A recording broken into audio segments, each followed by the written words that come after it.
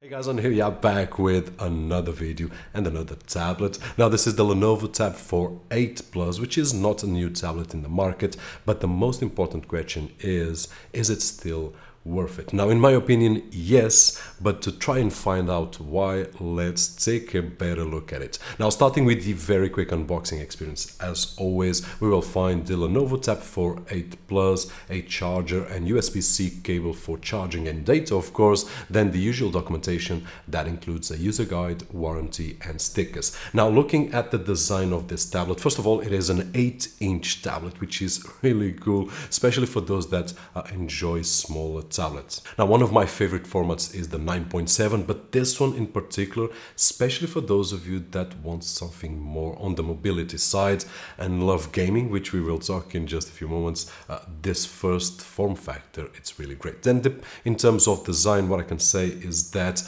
it's really well built. It has this metallic alloy all around on the frame, and then it has at the back this glossy plastic, which although it's a fingerprint magnet, feels almost like glass, so really well designed. It has these round edges on the top and bottom and triangular edge shaped on the sides, pointing the speakers to the front. So overall, a really sturdy tablet that it's really easy to handle with just one hand. Now moving to the ports and connectivity, we will find the speakers at the front, the volume up, down at the top, along with the on-off buttons and the fingerprint sensor, the micro SD slots at the bottom, 5 megapixel front face camera and 8 megapixel front face camera. Now talking about the cameras, guys, in any tablet the cameras are useless, and this is not an exception. It will be okay, more than okay actually, for Skype calls and so on and so forth, but for video and photography, just forget about that.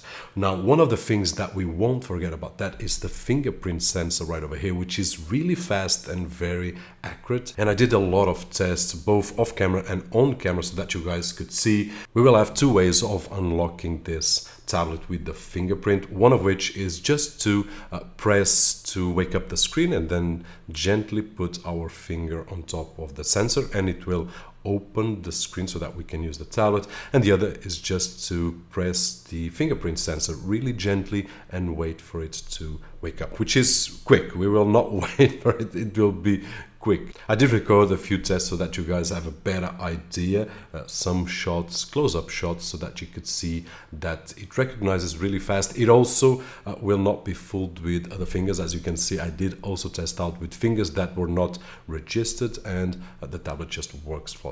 This is one of the best fingerprint sensors that I've seen on some of the gadgets that I own. And one other thing that I would like to mention is the design, because they use the on-off button to use as a fingerprint sensor, which in my opinion makes total sense. So this is just great. Now one other really cool feature is that this tablet accepts multi-users like we do on any computer, which is not easy to find on a tablet, and actually I want to record a video on just that. But for those of you that are wondering, yes, you may have several accounts on this tablet, one for me, one for my kid and one for my wife and so on and so forth, and each one of us have several apps, and I can control the apps for kids, for example, and so on and so forth. Now moving to the specifications, this is a powerful tablet. It runs the Snapdragon 625 SoC with 4 GB of RAM and 64 GB of flash storage with Android 7.1.1 on an 8-inch IPS panel with a resolution of 1920 by 1200, which makes it really easy to use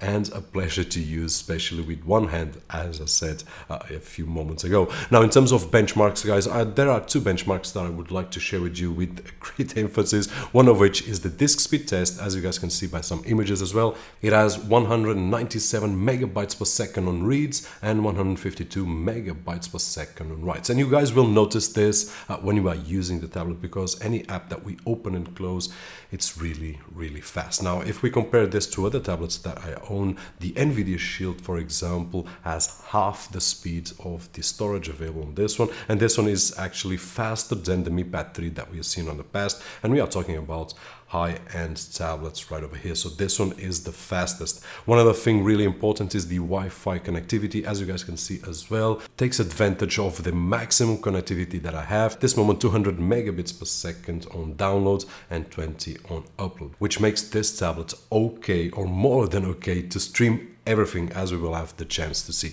Now, the other benchmarks, just out of curiosity, I did run Geekbench 4 with some great results, especially on the multi-core score, and Antutu and 3D Mark score were not a surprise as well. So we are talking about a really high performance tablet. Now, moving to the real world performance, which is the most important part, I did start some tests with YouTube, which will give us a really smooth video playback up to 1080 at 60 frames per second. Also some IPTV usability here on my ISP service provider, and just worked great. Next, play around with Kodi 17.6, and guys, no surprises here. After those Wi-Fi speed tests, we could get 1080, H.264 and H.265 8-bit video without any issues at all. And I went even further and played some 4K videos on the network. Everything was over the network, guys, don't forget, I always test the same way. And as you guys can see, even fast forward and rewinding, it's really responsive and it grabs anything from the network, so a really great connectivity here. And then lastly, with Plex, my Blu-ray MKV 1080 movies played just fine over the network without any delays whatsoever. So this is a tablet that we can use not only for media but also for gaming.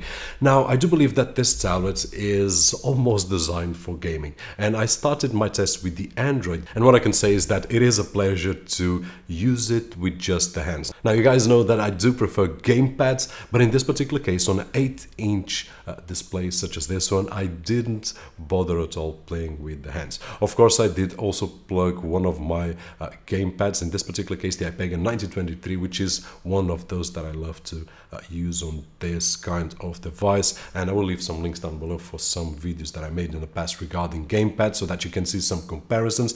But the point is really easy. Now, in terms of gaming, as you guys had the chance to see, I was able to play everything, especially my favorite games: Respawnables, Asphalt Airborne, Asphalt Extreme, and these games just fly by, no issues at all. A really comfortable tablet. Also played PUBG, which is one of the games that we have been using here on the channel lately. Great experience as well. Just for those of you that followed this game, the maximum that I could get was the balanced graphics. There is a workaround for that, but only on rooted devices. So at this moment, this is what we can get on this tablet. And then lastly, I also tested with Rules of Survival, which is very similar to PUBG. Really funny to play. I don't know which one is better. They both look awesome in this tablet. So the most demanding games will have no issues at all in playing on this tablet right over here, which looks small, but I do believe that's on the right side.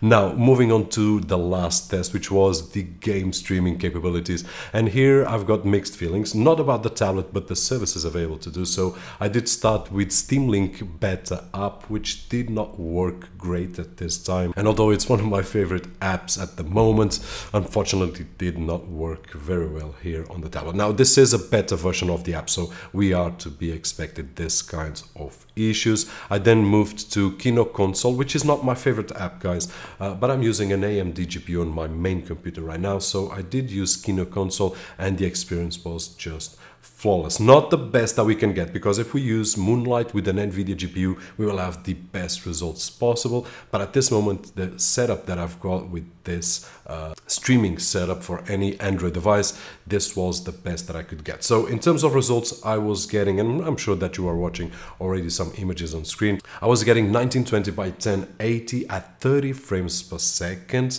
And although you can see on the screen 60 frames per second on the game, that's the game itself, but transmission was only at 30 frames, which is the limitation of the Kino Console app free version, of course. Nonetheless, I was able to play every game that I tested without any issues at all. And here, once again, what's in the game is actually the Wi-Fi connectivity of this tablet, which is really powerful and will allow us to do anything on the network, including game streaming with a great performance. And lastly, in terms of sound and battery, starting with the sound, what I can say is that it's quite loud, and having the speakers at the front gives us a great sensation. Also, the sound quality is one of the best in terms of tablets that I've tested so far. In terms of battery, what I can say is that, first of all, it holds battery really well. When we shut down the device and leave it for a few days, it will hold the battery battery really well. Now, on the other hand, when using the tablet, what I can say, or in terms of the feedback for the test that I've made in real life situations, is that